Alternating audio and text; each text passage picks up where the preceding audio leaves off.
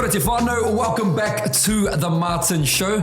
Our guest today is from the sports and exercise space. This man is a strength and conditioning coach, a sports and mental performance coach. He has worked with the likes of Israel Adesanya, Kaikoura France, the All Whites football team, and many more. I introduce to you, Sunesh Singh, A.K.A. Coach Sunz. Cheers, brother. Thanks for having me on. Bro, welcome to the show. Great intro. Oh, bro, I did my research. I like the voice. It was, it grouped me. I was like, who is this guy? It's me. Hey, I'm practicing. Hey, no, you deserve it though, bro. You do have an incredible success story, and you have shared it on a few platforms, as you were saying. Yeah. And today I just get the privilege of hearing it through face value, as well as being able to share it, on this platform too. So I think it's good that guys like you have these platforms. We never had, of course, smartphones back in the days and whatnot. The internet was just sort of coming about in the 90s in South Africa. yeah, So we didn't have access to things like this that could go, if they're doing it, I can do it. yeah, So platforms like this give people that look like me and you a little bit of hope. well, it's possible. You know what I mean? Exactly, bro. Because everyone goes, not that again, not that again. But they don't understand, like, we were never able to make it to those battles. So it's good that we have these platforms, so people that are not sure where they fit in can go, oh shit, we can actually fit in everywhere. Yeah, bro. You know what I mean? So the stereotypes are always going to be there. 10 years from now, 20 years from, it's going to be there. Those things evolve, but it's about being in the eye. Yeah, that's it, bro. And I guess the purpose of it as well is so that people can, regardless of where they come from, as you said, South Africa, it could be anywhere in the world, they can listen to your story and be like, I can do that thing. 100%. I think, and they can relate, because I'm very much like a free spirit in the sense of, like, I like to do things my way, right? And it may not necessarily be the way of an organization or what's been put out. You got to act in this manner. Yeah. So there might be a couple of Suns out there that go, oh shit, that's exactly like us. Yeah, So wow. I can get there being me. Yeah, You know what I mean? relatable, right? Yeah, because sometimes you feel like you got to conform to the way I like to speak, how I speak. Sometimes the English that comes out of my mouth, I don't know if that's English. Yeah. Like, what the hell did I just say? How do I? But I'm authentically me. Yeah. You know what I mean? Like, sometimes, yes, I'll have to find myself crossing the T's and dotting the I's. Yeah. Because you have to. Yeah, for sure. Right? But 99% of the time, just let me be me. Let people be them, because when you are you bring the best you. Oh my God. You know what I mean? 100%, brother. Yes, I don't like trappers. Yeah, and I feel like, particularly for us, I can only speak from a male's perspective, but the more characters that we play in life, the more we forget, or we get confused of wait, who actually am I? Yeah. As you say, you can love me or you can hate me, as long as I'm being me, then it's all good. And like you said, I think we're in this constant battle every day of, am I doing this right? Yeah. Am I doing that wrong? Yeah. Am I offending somebody? Yeah. So every day you're waking up in a battle of things that you should not have to worry about. Yeah. You know what I mean? 100%. Worrying if you're offending someone shouldn't be there. Worrying, am I doing that wrong? Yeah. Is that the right way to do it? If you're waking up already going, I gotta make sure I do this right, not do that. What's the point? Yeah, brother. Just let things evolve organically. Yeah. And if you do something that offended someone, my bad, apologize. For sure, own it. No bad intentions. I was just figuring out shit myself. Yeah. You know what I mean? So that's it. That's literally, I think I see life very simple. Yeah. Is what it is. What you see is what you get, sort of a vibe. There's no other meaning or magical dust that you have to do on it or anything. It's just, it sounds like with sport and my coaching as well. If I see something, I'm like, no, that's shit. Do it better. Wow. Simple. Real, but me. Yeah. You're not gonna get fake from me. Who we lying to? Again, I'm wasting your time. You're wasting my time. You don't have time, and in sport, especially high performance, time is of the essence. Oof. So, brother, what an intro. Yeah. Well, let's go way back now. Born in South Africa. Durban, South Africa, 1984. Yep. I did my research, y'all. He did his research. So he knows I'm old. Oh man, I didn't mean it like that, but my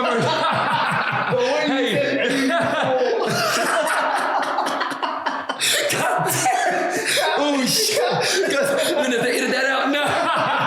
No. Well, bro. Actually, no.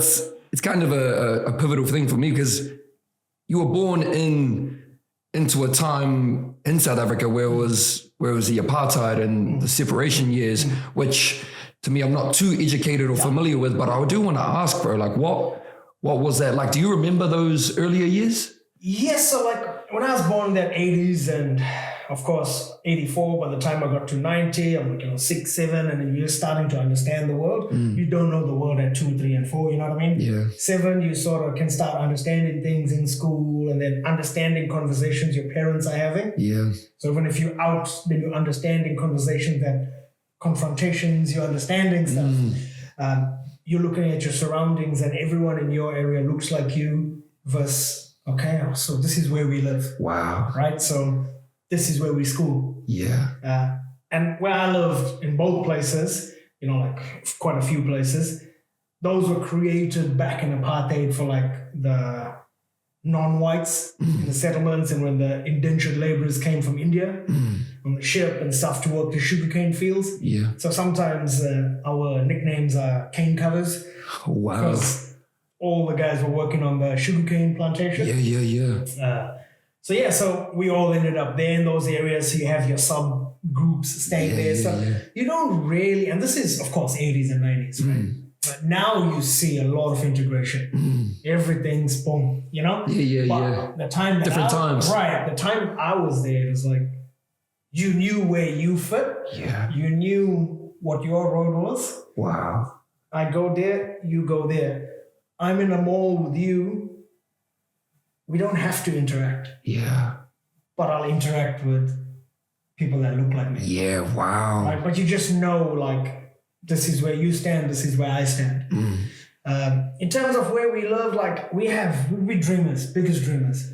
Because we were like, we have to try and get an education. We want to try and make it out more for the family. Like, we've got to support the family. Like, either you're going to make it at sport or you need an education. You can't be dumb.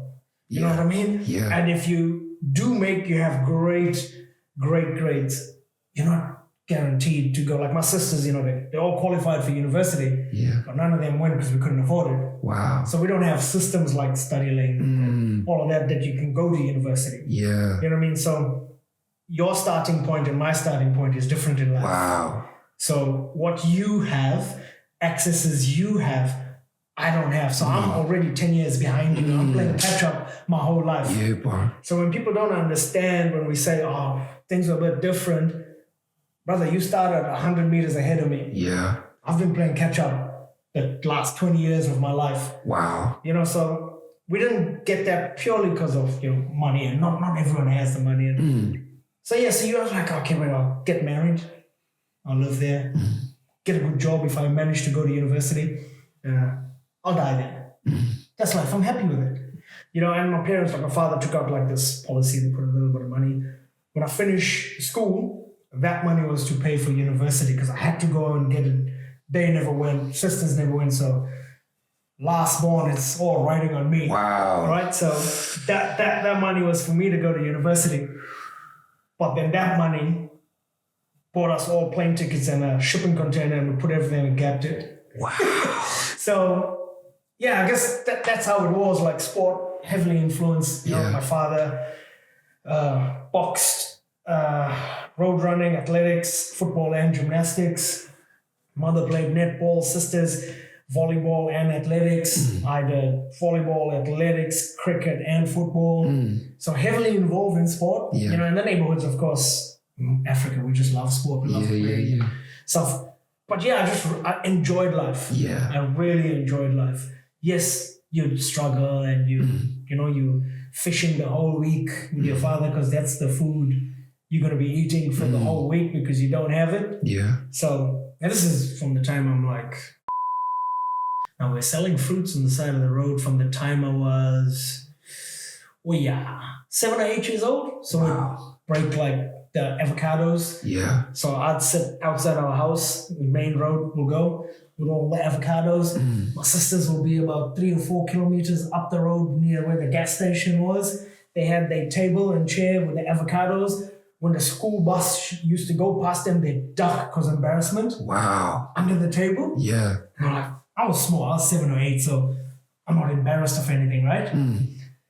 But they were in high school. Yeah. And for them to be like, a kid, you know what kids are going to be like in school? Like, oh, you sell fruits on the side of the road. Yeah. Then the old lady used to like sew running singlets, go to races, sell that. We used to like have cook food, sell and stuff. So tough. Yeah. It was tough. You're trying to make like ends meet.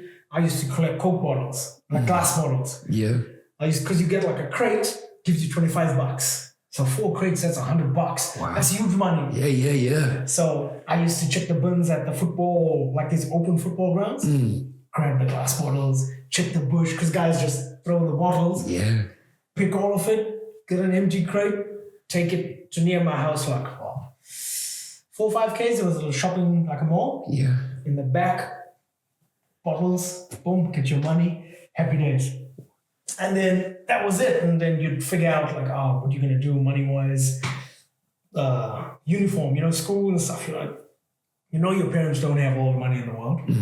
So I went 1 year, it was before I left, the year before I left South Africa for NZ, when I got a job in a baby store, helping baby mamas. Naughty. So I was out there selling diapers, formula. I don't know what the hell. My first experience, careful. So I was doing that and just so I could buy because there's a shoe I wanted, Crockett & Jones shoe that was like black, glossy shoe, because, tie, blazer at school. You want to impress the ladies. In school, you're that guy. You just didn't want any shoe. And I knew that shoe was $900. Wow. So I'm like, I gotta go. So I went and got a job because I'll buy my own uniform and stuff. Like, my parents will get it, but I know it's a strain. Yeah. So if I can do it, so the store was called Little People. So I used to work there and then, just you do random shit like that. Yeah, bro. But it was good. Like, you struggled, like I say, but everyone was happy. Yeah. But do you think, you mentioned the word struggle, you mentioned the word tough. Do you think that because you experience these things, that sort of is the reason why you carry this fire and why you probably still carry this fire to this day? Oh, 100%. Yeah. Because like I say, my start line and your start line is different. So I know what my start line was. Like I'm standing on bloody thorns and all of that. And that's nobody's fault. Yeah. Don't get me wrong. It's nobody's fault that I started. Yeah, and guess what? Someone else started way back behind me. For sure, bro. So if I'm saying other people started ahead of me, there's other people behind me. So I'm not saying or crying wolf here like, oh my God, look at me. I'm the wolf. No. I'm just telling you like it was tough. Yeah. Especially someone like me, like and in the space I am now, I only dreamed of. Wow. Like I knew 100% it's not for me. Yeah. So you don't belong there. You belong someone phones you for an IT information. Can you help me sort my internet out? Yeah. Can you do my accounting? Can you do that stuff? And stereotypical stuff. For sure. But the Indian families, you can be a doctor, you can be a lawyer, you can do that. So it was tough trying to explain to the parents like, oh, I'm going to do this and stuff. But like life had its difficulties there. And I think I was very, very happy. Like, you'd see stuff on the TV and everywhere was America for me. I was coming to NZ, America. Yeah. It's like everything. Yeah, exactly. So it was just, I was very content. When I say content with life, I'm not saying I didn't want better. With everything I said, I wanted better. But like I accepted that this is probably how it is because I saw generations before me, generations before them. It's a cycle. You just live there. Yeah. But then you get this opportunity, which not everybody gets. So we got this opportunity to come here. I came here and I was not going to up. That was my one thing is like, you here, do not this opportunity up. Yeah, bro. Because there's millions that are, think of like some zombie movie trying to grab you because they want your place. Yeah. That's all was playing in my head. Like, oh shit, so you're here. When you got here and you saw how, green the grass was, things you get, etc. Like, of course, the first few years, anywhere you go, it's not great. Like, because it's unfamiliar territory for you. It's like literally, you open the door, you're in, the door disappears. Yeah. It's just a wall behind you, you can't exit. The pressure on You self. have to go forward. Yeah. So that was in January 2001. Yes. I did my research. He did his research. January 2001. January 14th. 14! I got you, brother. You know what I mean, bro? That's the first time somebody brought it up. I'm telling you, bro. I'm telling you. Nobody knew the date. I got you. Do your work, man. Prepare for whatever it is. But no, seriously, bro. January 14, 2001. That's a pivotal moment in your life. Do you still remember that day? What was that moment like for you and your partner? I think it was relief. It was like we got through. Wow. For that moment, it's like, we don't know what's tomorrow or next week, but like, we're here. We made it. We got out. Now what's next? Wow. And like for me and my sister that was here and stuff, yeah, it's cool. But then now I want to think about it. I forgot about it. Or I forgot about it. I never thought about it. Only maybe last couple of years I thought about it. I go, my father was 50 when he moved country. 50 years old. To up and leave and to go try and start another life. And now they don't come with education and stuff. Now, if I was born in the 80s, they're born in the 50s. Imagine what time was like there. Wow. Working the sugarcane fields, etc. So it's like, wait, so he at 50 has to try and do that. And because of him, like he's a plasterer. He came here in 2000 for like a job interview. One of the building sites and plastered a house like in Hobsonville side. And they offered him straight away. And we got like residency before we were in the country. Wow. Because of that. Yeah. But to think about like, wait, hold on. The parents were the father was 50. Mother was 43.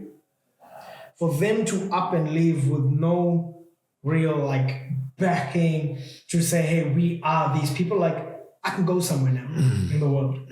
I can say, I'm Sunz. This is what I've done. This is what I bring with me. Yeah. But for them to come and go, I'm just a hard worker. And I was thinking about it, like, oh shit, how scared they would have been to not up and fail because they got kids. Yeah. Know what I mean? Yeah, bro. Yeah, so they only did like a couple of years. I was thinking, I'm like, holy shit, but they never displayed it. Never displayed it.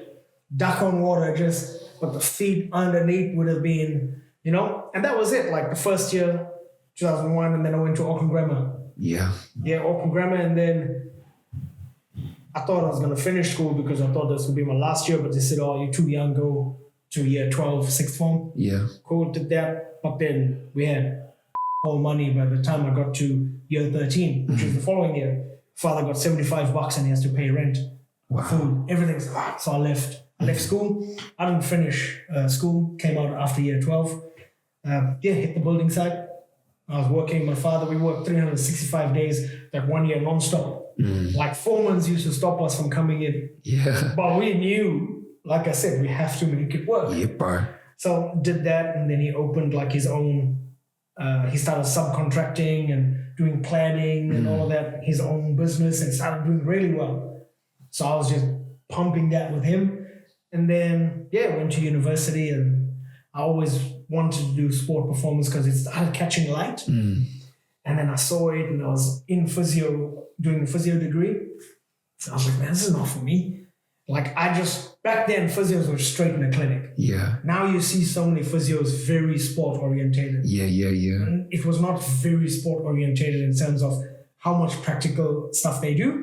So I'm like, nah, this is not for me, man. It's after 2.5 years. I was like, nah, I applied for sports science, got into it, but I'm like, how am I going to tell the parents? It's like, they're thinking I'm doing star jumps out here. Yeah. So I did that, but then when I got into sports science and I was doing it, I was like, man, I need to open a gym, a real sport performance gym, because I started seeing like, you get carded athletes. Yeah. And they get all this help. But what about all the other youngsters that are not getting help? Wow. What about them that they can't afford to get this training. How about I open a gym? I'll use the public who sign up and whatever it is, as long as I got a space that I can train people in, the rest will happen. I'll make it work. Because I already know what I'm like. I'm going to make it work. Yeah. So in my undergrad, I was planning it the last year of it, planned it with 2 other mates, and then, opened a spot on the North Shore in Wairau. And then, just one person, one athlete, one team started coming, and then just catapulted from there. I just want to ask you about the journey. You're talking about the earlier stages. Yeah. Now look at you, looking retrospect and hindsight. Yeah. Talk to me about the journey, bro. Like, what are the thoughts? What are the emotions that come up when you just look back and you're like, that's where it started. I wanted that space. Yeah. Now look at you, bro. You know? 100%. Like, I'm proud of what I've done. I'm definitely proud of what I've done. But knowing me, I've now not fallen. I'm in the point of like, I need to go higher. Wow. Yeah. So over the last maybe 2 years, I'm like, am I satisfied? And I'm not satisfied now. Wow. So now I'm looking at how can I push where I'm at even higher. Yeah, bro. So very proud of what I've done. Again, no idea about business. No idea how to do anything.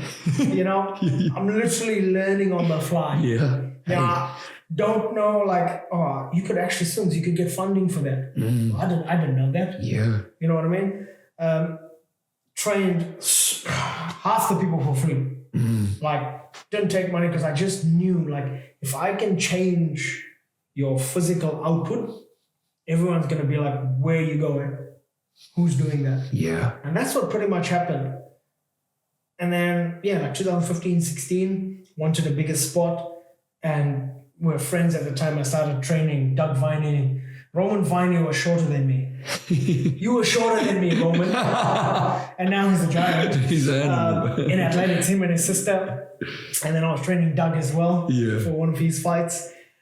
And then he was like, come and meet my mate, Mark Michaels. And there used to be this massive CrossFit facility. Oh, shout out to Mark Michaels, by the way. Yeah, man. Hope you're tuning in, Mark. He's the man. He's done a lot of money for me, Mark Michaels had the spot in Les Mills, the CrossFit. Yeah. And Doug goes, come see the space, see if you can make it work. I walked in there and I'm like, I don't even know that place existed. That means they weren't really pushing it out. Yeah. So I saw it and went in there, and me and Mark got on like a house on fire. Did that, had most of the schools come through, all of my athletes. And then before you know it, it's now 2024. Still doing what I'm doing. Like, I don't work in a gym. Like I used to be based full-time in a gym. Yeah. But now, of course, I'm with the All Whites. That's 99% of my work.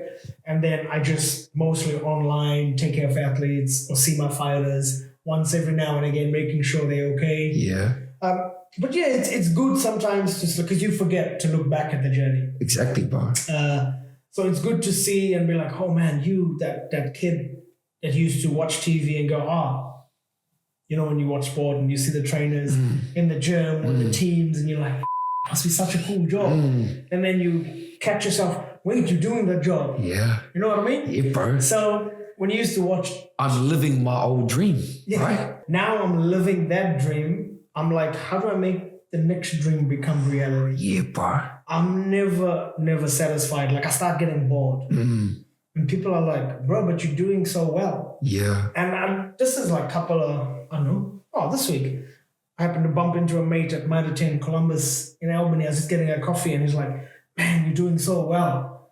I'm like, thanks, bro. I appreciate it. Because I am. Yeah.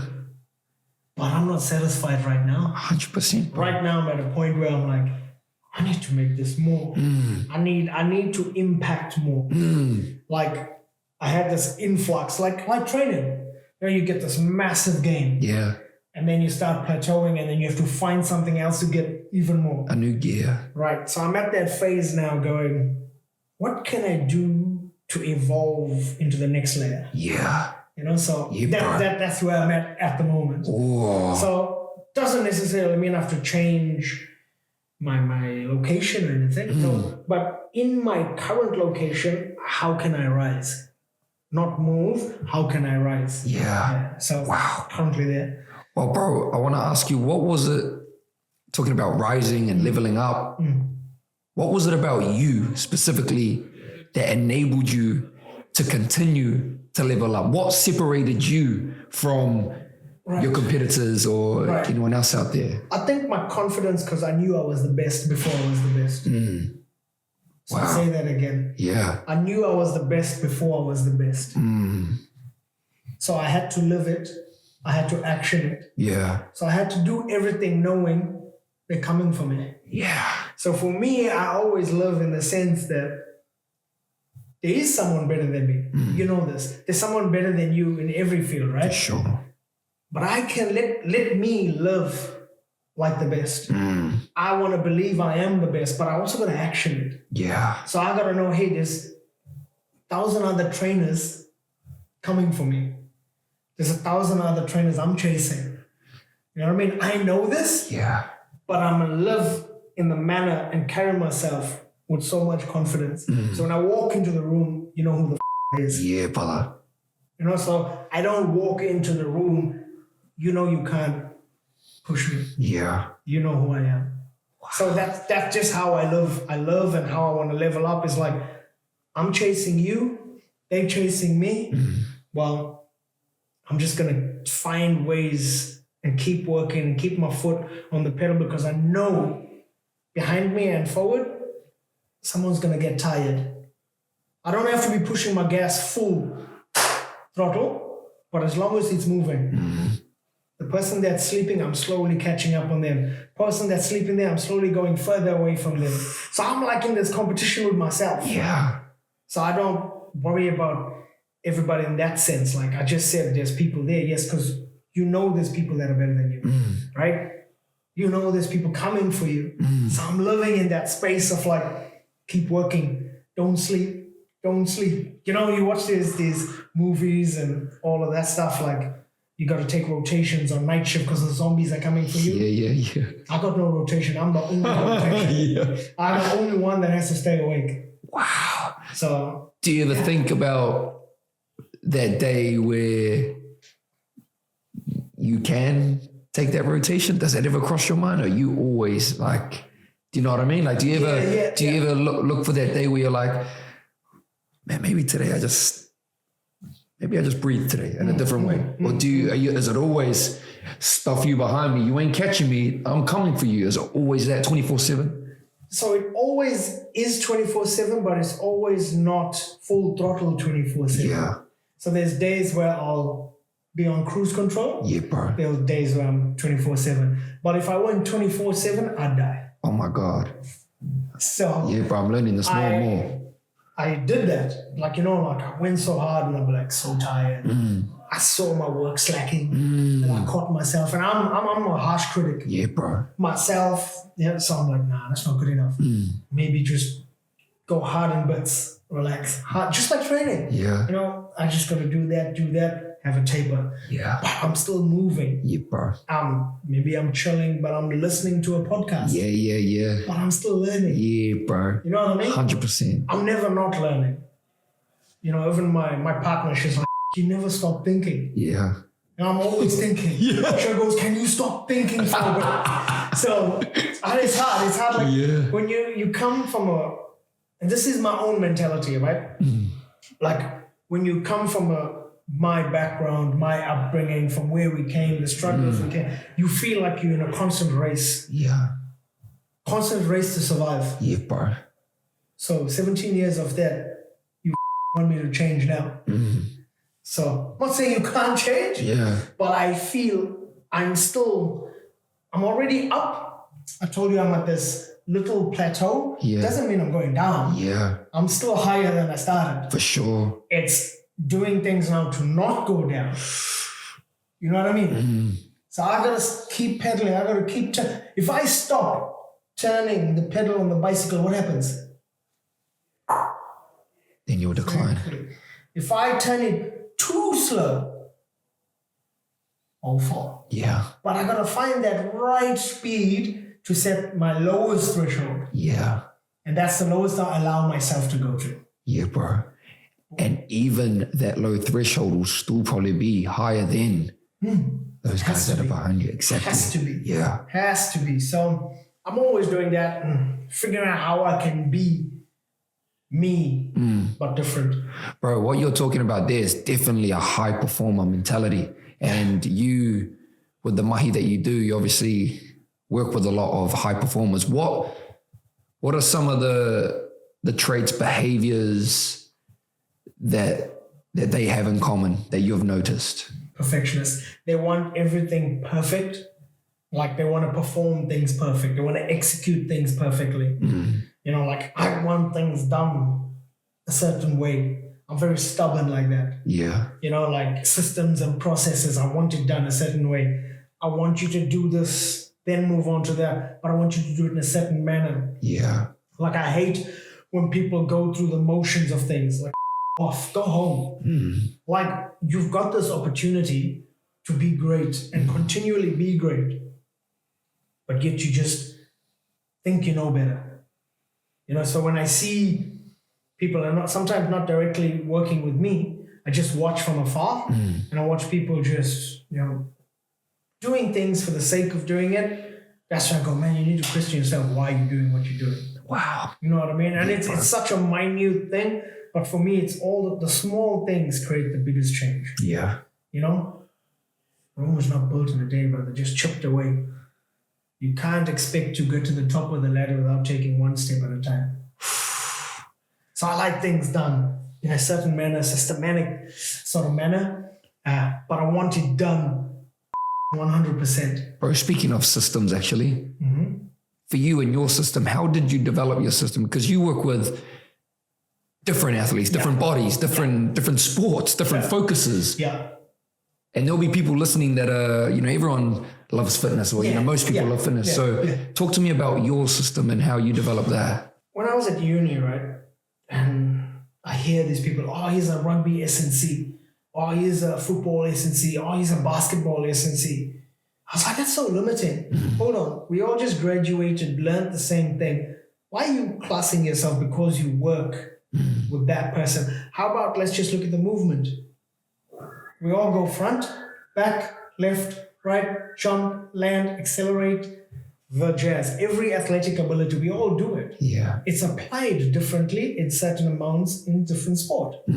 Right? I might sprint more in that one. I might turn more in that one. I might run more in this one. We all do it in different quantities. So let's break the sport down. You from basketball, I know you do this. What position? I know what position does that. You rugby, are you a lock? You're a winger. Okay, I need to know this is what you do. Specifics. So I broke the sports down into specific requirements, trained the athletic ability for those. I do want to ask you about, in regards to athlete specificity, your expectations. What are your expectations from your athletes? Do they differ? Yeah, you get some very disciplined ones. For example, Sunnybell Williams, Quade Cooper, Kai Kara France, the most professional. Like cross your T's, dot your I's, do everything to the T.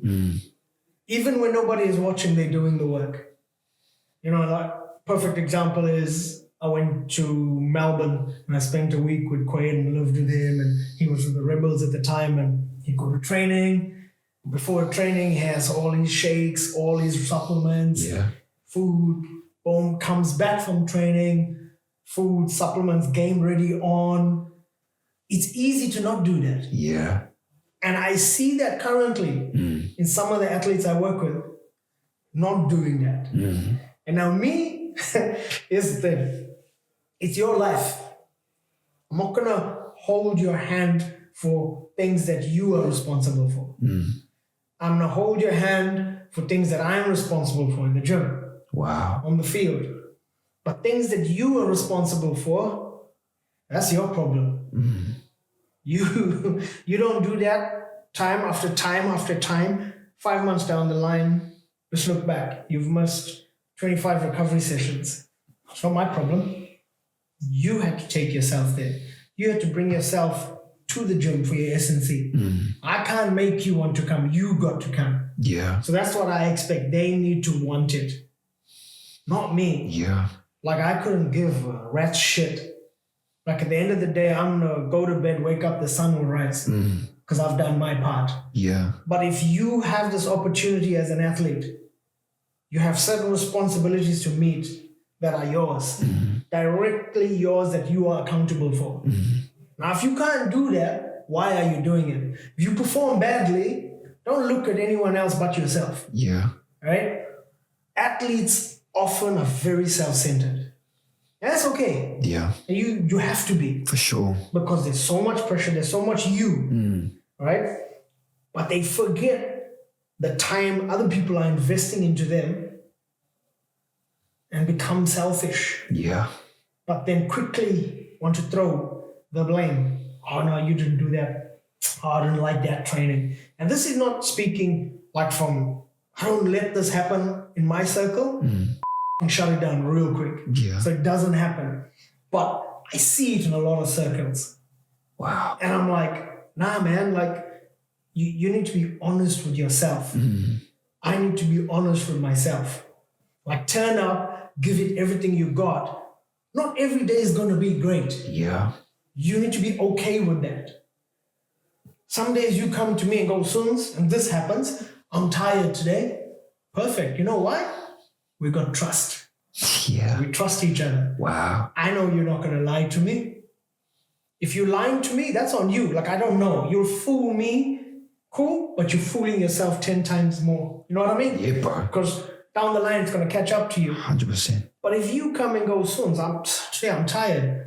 Sometimes I'll just make you roll and stretch. And that's okay. And sometimes I want you to squat 100 kgs, but you can only do 70 today. Guess what? It's okay. Don't be mad at yourself, and I won't be mad at you. But as a coach, I need to understand that this is for coaches. Yeah. You can't always demand 100% from them, right? So you've got to understand like how the body works, how people work. And we're talking about physical and mental. Yeah. When you're talking to athletes, you got to think about maybe something in their life is going on. Wow. You know what I mean? Yeah, bro. Why are you tired today? But you don't have to ask them, why are you tired today? You got to figure out questions on like, how was your day? You know, how's the kids? How's the wife? How's the husband? All that stuff. Like, and then you start formulating. You have to do 10 different things while you're with an athlete. So people don't realize this. And then when we go home and we're tired, people don't understand there's so much mental work going on. I'm doing so much to make sure you are okay. But that's my job. Yeah. I'm okay with it. I always use this example. If I turn up to a stadium and for some reason the change room toilets got clogged and guess what? There's shit all over the place. Brother, give me the gloves. I'm cleaning the thing because I want the best for my athletes. Wow. I'm not bigger than anyone. Guess what? I'm pulling curtain strings. I'm not on the stage. You on the stage. Yeah. So I'll do everything for you. It's just we're going to have like this free conversation, trust, honesty with each other. You own you, I own me. Boom. Honestly, brother, and that's, I won't say his name, but I asked one of the athletes that you work with just a little bit of insights about the person that you are. And he did say that your principles, he talked about your principles and that the understanding for that it's more than just an athlete. It's more than just a job to you. And I feel like he was mentioning as well that there's a lot of perception from people that you have this expectations that they need to do, which you do, but you also have this understanding side to you that, you know, win or lose, you know, you as you say, not every day is going to be great. No, not every day is great. Like how I approach everything is they're humans. Me and you, we are human. Different people though, right? But I can't treat you like an athlete if I can't treat you like a human first. Yeah. If I can treat you like a human first, I can get you to do everything an athlete needs to do. So that's like a prerequisite. We have to be human first before an athlete. Wow. I have to coach you as a human first before I can coach you as an athlete. I can't coach you as an athlete because I don't know what human characteristics you have. How do I speak to you? Do I raise my voice? Do I drop my voice? He and she will like me to raise her voice. Did something wrong, they want me to drill them. he or she does not like that. But I need to understand you on a human level before I coach you as an athlete. But once I get to coaching you as an athlete, I can let you know exactly what it is based on your human characteristics. Wow. That is so interesting, bro. It's so good. I think that is, people wouldn't even be like, holy shit, you know? So that's it. Like, we get my people, S&C and sports scientists, too caught up in the science. And I hate it. I love science. I'll lose sleep reading research. I don't get caught up in it. Yeah. Because they're working with a separate population in their research study compared to my population I work with. Yeah. So you can't tell me that because you found that in your study, I should apply it to the T to my population. I have to be flexible. Like brackets, you know, they flex. Yeah. Not like that, they flex. Because it means I can go either way. Yeah, bro. So there's different environments that you take research and go, okay, cool. But my humans perform better like this. That didn't show up in your study. There's a flaw there for me if I take that protocol and just go copy and paste. Then I'm not being uniquely me. I'm just copy and pasting generations and generations and generations and generations of S&C and sports scientists. Yeah, there's similarities, but how do I establish me as an S&C coach? I think I've done that pretty well. Bro, you did say something there I found very interesting. I just want to ask what you mean by this. And you quoted, sports isn't for nice people. Oh, yeah. And that, I live by this. Yeah. Like I see it with our New Zealand athletes, not all, maybe more in the football scene, because we're such nice people. Right? Now, when I say sport isn't for nice people, it's because me and you are best friends, right? We're going to go play each other. I'm going to run you over. Once I cross the white line and the whistle goes, you can't be a nice person. A nice person, because that's my friend, I'm going to go 50% on you. You got to be able to run your friend over. Now, I'm not saying you got to go be a dick. I'm just saying you got to go and work hard and win your battle on the field. It's a battle. You've got to win your battle. If you're not prepared to win your battle, don't step on the field. Yeah. You know what I mean? Yeah, bro. Like, get the off. Like, put someone on that's ready to go. You play people around the world, they don't care about what you're having for dinner after the game. They don't care if you're phoning your wife or your husband, your girlfriend, partner, whatever it is. They don't give two rats shit about that. So why are you worrying about if you legally challenged someone, tackled someone, and they got hurt? If they got seriously hurt and came after the game, phone them, send them a message of support, blah, blah, blah. But in the game, brother, hey, sorry, out. Next job. Nice people kind of. But that's what separates the greats. I mean, you watch Kobe Bryant smash Gasol. Yeah. They teammates for the Lakers. And then when it came to country, he said, I'm going to absolutely run through him. And what he did, he ran straight through him. And so you think it's more of like a mentality shift? Because we got all the physical characteristics. New Zealanders are warriors. You know, they always say they're number 8 wire mentality. Yeah. You know, they'll make it work. They'll do something, but they need a bit of dog. You can't be a nice, sophisticated cat that eats its food nicely. You need to be a dog on a chain. And I think the hardest thing for me, and I know for many others out there as well, is like trying to find the balance in between both. Like, not easy. It's not easy, because we all have like empathy and stuff for people. For sure. Like if someone gets hurt, like my father, when he had his first amateur boxing fight, and he won in the first round because he dislocated the guy's shoulder, but he never fought again because he saw how much pain the guy was in. Yeah. You know what I mean? So you have that, and I understand that. I'm just saying, if you are an athlete, young athlete even, or even a little bit of a seasoned one, and if you figure out, how can I be more, just be a mongrel, don't be nice. Don't be nice. Nice after the game. Before the game. Mentality shift. I love that. Like my friend put me in crutches for 6 weeks when I played football. He's my best friend. So he absolutely smashed me. But we still laugh about it today. And he knew I got up in that game and I was coming to absolutely snap him. So, like, you have to be able to do that. The shift, but understand that it's the game. Nothing against you. Bro. Nothing against your opposition. Man. No personal feelings. It's just a game. This is why we play sport. It's a battle. No different. Examples are like people like Israel, Kai, Yeah. David Neek is another one. You know, they're all lovely guys. But people. you see Kai walk into the ring, you can already see the mana coming out of the bro. Like, and so, like, imagine going into a fight, going, "Oh, I can't really hurt you." Exactly. You know what I mean? And fighting is a good example because you can't play fighting. You can't play combat sport. You got nowhere to hide. Yeah. And the balls on a team sport on the other side, you can rest a little bit. Yeah. You got someone in your face, and you can't hide. But why don't we use what we see from our other athletes in other sports and go, look at our combat sport athletes, how well they're doing.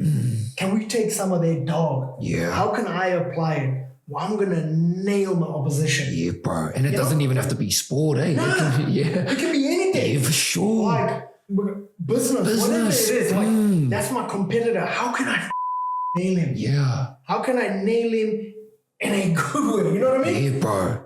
Within the laws. I'm not saying be a nasty person, you know what I mean? So it's just finding that, how do I go into, Iron Man and stuff, they Transformers bring their mask down. Yeah. How can I do that? Yeah. So it's telling or getting athletes to understand that your opposition doesn't give a shit about your dinner. Yeah, bro. Like, go get yours. Brother, you mentioned your dad earlier, and I've heard you talk about how he was such an important role for you, particularly in those earlier years.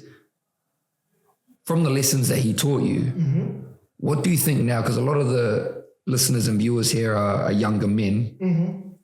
What do you think it is that us men nowadays, what do you think that we lack in, that we could work on? The biggest thing that I got from him that I still do, and I have a problem with what I see here, or I don't know, I can't talk about other places in the world because I live here. For sure. Work ethic. I think we're too easily dissatisfied by poor results, but that's a reflection of your preparation. Wow. Like, you're not preparing well, you're not working hard, but you want the fruits. And then you get disappointed because you didn't get the fruits and you start feeling sorry for yourself and sad for yourself. I want to be someone that works so hard, gets the fruits, or sometimes miss out on the fruit and go, what did I not do? So I think we as men have to be accountable to our work ethic. Yeah. I just don't think there's a lot of us that work hard enough here. There'll be a lot that do, providing for families, working a couple of jobs. And I know a few of them, but a lot of our young guys, I think they really have to pull their socks up, get their hands dirty a little bit. Yeah. Get really, like, once you do hard work, you soon down the line, 5 years and 10 years, you'll realize you were doing 10 different things, but you start refining your processes that you only do 5 steps. Yeah. So I used to do so many things. Now I'm like, I only really need to do that. Yeah, wow. Because a lot of your 20 steps become automatic now. And there's only certain things you use as a checkpoint. Yeah. So I just think we as young men need to be responsible and accountable for ourselves, and just men in general. We have to be accountable. We have to work hard, and then have a good circle of friends that you can go, man, this is what I'm doing. Don't share. You don't have to share your dreams. That's okay. But my work, this is what I've done. I'm not getting that promotion. Have honest friends. Yeah. We need to be honest with our friends. Yeah, bro. Oh, brother, did you go to work Monday to Friday? Yeah, I did. How much work did you do? 9 to 5. Could you have done 1 hour extra each day? Oh, yeah, I could have. I could have done 3 half an hour extra. So 1.5 hour better than not doing extra work. Yeah. Could you have done that? Because guess what? Someone else would have been doing it. But also, there's the times where there's favoritism, and you know how the workforce works. They give one person a job because we think he's more qualified. Yeah. Oh, cool. Let your actions do the talking. Let your actions do your talk, because your actions cannot be denied. Yeah. If you outwork someone else, how are you going to turn that down? Because I'll keep putting it in your face. I produce more than you. I produce more than you. 5 years down the line, you've only produced 10 champs. I just produced 50 champs. Yeah. Tell me how my work is not working. make your work work. Wow. Okay, so work ethic, accountability, responsibility, work-ons for men in general. For Coach Sunz, what are your work-ons, bro, going forward? Thing that I'm working on, I think I'm being good at it, is saying no. I used to say yes for everything. Yeah. I want to help everyone. But I realized I can't help everyone because then I don't help myself. Wow. There's a point where I start getting pulled back because I'm trying to bring everyone forward with me. I can try still, but I can't bring everyone. So I'm learning to say no. And it doesn't make me a bad person. Doesn't change who I am as a person. It's just going, I'm taking care of myself, but I'm also learning. I got to be better at it. I think I'm doing a good job. My partner will say no. she's probably my biggest supporter. But yeah, I used to say yes for everything, help everyone. I clap for everyone. I bake the cakes and give them the cake. I ate no cake. Yeah. I ain't clapped for myself. Yeah. So now I'm clapping for myself. I'm supporting myself. I'm doing things for myself and making sure I take one or two with me because then hopefully they take one or two. They're going to fall in the trap of trying to help everyone. It's not a trap, sorry. They're going to want to help everyone, hopefully. Eventually, then they take one or two and then they're one or two. It's a big effect. Then you're going to have to also learn the skill of learning how to say no. 100%. So that's my work-ons is saying no. Yeah, bro. Nah, I rate that. What about outside your mahi, bro? Outside of work, outside of sports, everything. What else gets you excited? What else fills your cup? You know, to be honest with you, it's only now when I first started and just getting into the coaching scene and all that, I love fishing, right? I love surf casting. I love that outdoor stuff. I love cooking. I love all that jazz and stuff. But I feel like the last 5 to 7 years just went by because I was just working. Wow. I've done nothing. Yeah. So only now, probably from last year, I started having weekends off. And when I say weekends off, I'm still doing work at home. Yeah. But I'm not physically going for sure. because I work 7 days a week. So I'm slowly trying to do that. Like I want to go fishing again. I think I might have forgot how to fish. You know what I mean? Weather is getting better. I like to cook on the fire and just chill. I like really chilled stuff. Yeah. I feel like I lost my way a little bit in the sense that I just got too focused on work. Yeah. But then everything happens for a reason. For sure. And I've had this conversation. I talk to myself a lot. Like I say, if you can't talk to yourself, if you can't sit with yourself, you can't be with anyone. So if you're not comfortable with being you and just you in a room, then it's going to be hard trying to please people. I'm not saying please people, but satisfy other people because we're all trying to be nice to people. For sure. We want to be good humans to people. But if you can't really be fully happy with who you are, it's hard, man. You can't have a relationship with someone. Not just friend, leave friends, but a partner. How are you going to make her or him happy if you still don't know if you happy? You know what I mean? Yeah. So I'm at that point where I'm just I'm cool by myself. I talk to myself. I make sure. And that's pretty much it nowadays. I'm just so simple with it. Just trying to do things and enjoy everything that's happening. Yeah. Because we get so focused on that, that work. And I had to. God. I had to because, like I say, everything happens for a reason. And when I talk to myself, I'm like, oh, but what if I enjoyed all my fishing and stuff? Yeah, that's when that person behind you would have caught you up. Yeah. But I feel like that same principle, you take the same 20 steps, and how I said I reduce it to 5. If I didn't do that, I can't do what I'm doing now. Yeah. Because those things I've done in the 5 or 7 years are automatic for me now. Yeah, wow. I just got 1 or 2 things that I focus on. Any other struggles that you're going through at the moment? For me, I'm always, like I say, I'm trying to find more. I'm always trying to figure out how can I do more. And more for me, it'll be okay, financially, I want to be better. more so I can support my parents. They're getting old now. 73 and 68. Like, my mother works pack and save. My father hasn't been working for like 9 weeks, no work. So I'm figuring, I'm like, okay, how can I, because some point they're going to retire. Yeah. So I'm like, I need to do something because I'll need to support them. And not need, I want to. That's the wrong word, is I need to, I want to. Because if it wasn't for them, I wouldn't be here. For sure. Not just on earth, but I wouldn't be in NZ. If my father and mother wasn't brave, like my father came up with this idea and my mother will follow. Yeah. Like if they didn't do what they did, Coach Sunz wouldn't exist. Yeah, bro. You know what I mean? So I reckon in that last part of their life, it's like, how can I make it a little bit easy? So I'm in that situation right now where I'm figuring out. Brother, very, very similar.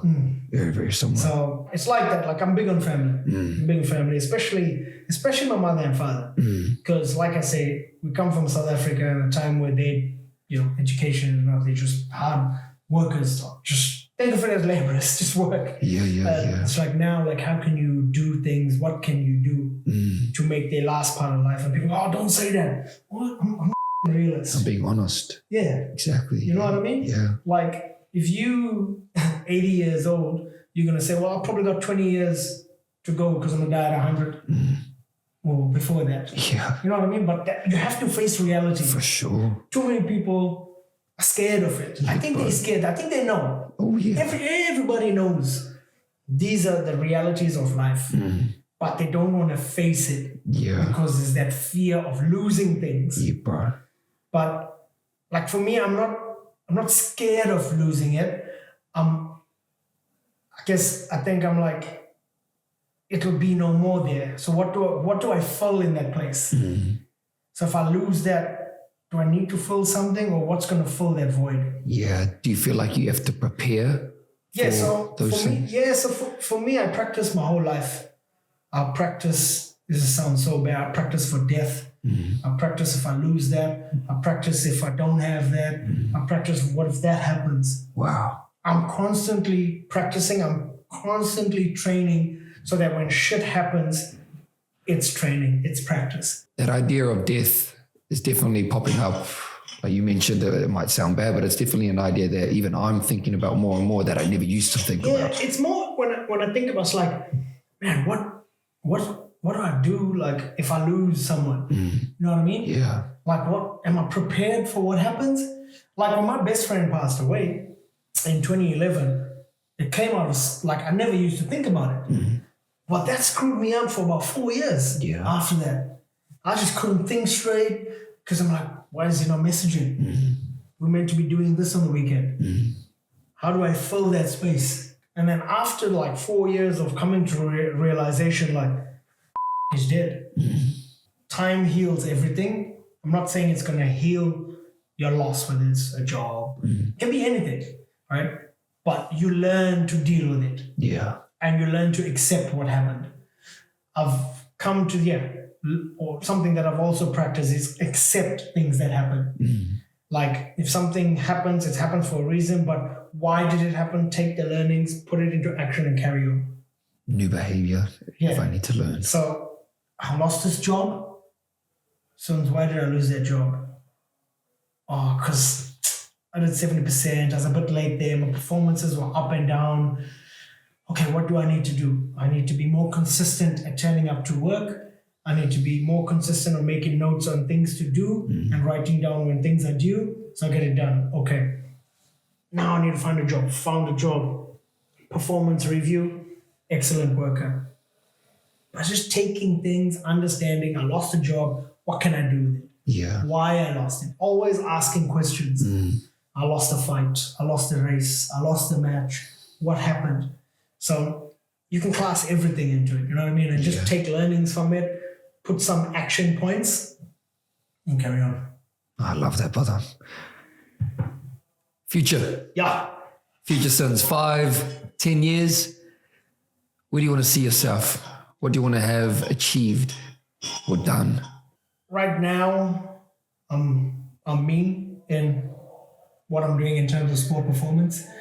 And like I said, I'm just trying to take it to another level. And where that next level goes, I don't put a cap on it. So I could go here, I could go even further. So wherever the better Sunz lands, he lands. I'm just going to focus on each week, each month, and being better. And that being better will take me somewhere within this field. Being better. Yeah. Mono. Younger self. Can be their young Sunz back in South Africa. Can be any younger Sunz you'd like. What's the one thing you'd want to say to them? In today's world, it's okay to say, don't doubt yourself. You know, it'd been tough back then because you doubt yourself purely because what's happening in the other world, like you are only meant to be this, and stereotypes and mental shackles. So I was very shy. I used to be very shy in that sense. And people will be like, bullshit, you were not shy, because they know me, they're talking now, right? But that's only because once I got to NZ and like started seeing that you have opportunities, you get presented with opportunities. And I'd be like, oh, don't apply for that job. I don't think it's for me. I used to do that. Probably 6-7 years ago, I'd do that. Oh, it's not for me, Sunz. And this was already coaching some of the best in the world. I was like, not for me. So younger Sunz would be like, just go for it. I love it, brother. We have a closing tradition on this podcast where the previous guest leaves the next guest a question, not knowing who he or she is. So the question for you today is, if you knew you couldn't fail, what would you be doing? What are you truly capable of? I always want to help people. So whether that's in sport, I don't know, but I love sport too much for anything else. So I'll probably be doing everything I'm doing now, but on a large scale. I know I'm not going to fail getting funding somewhere. I know I'm not going to fail. I know I'm not going to fail at getting a job. I know I'm not going to fail. So if in that line, like I'd go as large as I can with what I'm doing and try and affect as many like adolescent sort of kids, because sport is an amazing vehicle. It changes lives. It does. Some for the better, some for the worse. But majority of the times it exposes you to opportunities in the now, the future, and because of your sport, it then helps you in your life after sport. You know, disciplines, work ethic, all of those get carried through to the next life, and the personality and the character you build there goes into your CV for your job because you were X, Y, and Z. Wow. So for me, it's, I probably want to help as many people as I can through sport. Coach Sunz, ladies and gentlemen. Bro, privilege. Thank you for being here. Thanks for having me. Where can the people find you, man? Coach Sunz, Instagram, easiest, most active. That's where you find me. Any final words, brother? Be yourself, be your authentic self, and don't worry about trying to please everybody. People will like you, people will hate you. As long as you're doing good by you, whatever happens, happens. Well, man, that is another episode of The Martin Show done and dusted. If you have made it this far, please hit that subscribe button. Give The Martin Show a follow on our socials as well, and we'll be back next week for some more content. Thank you very much, team. Kia ora.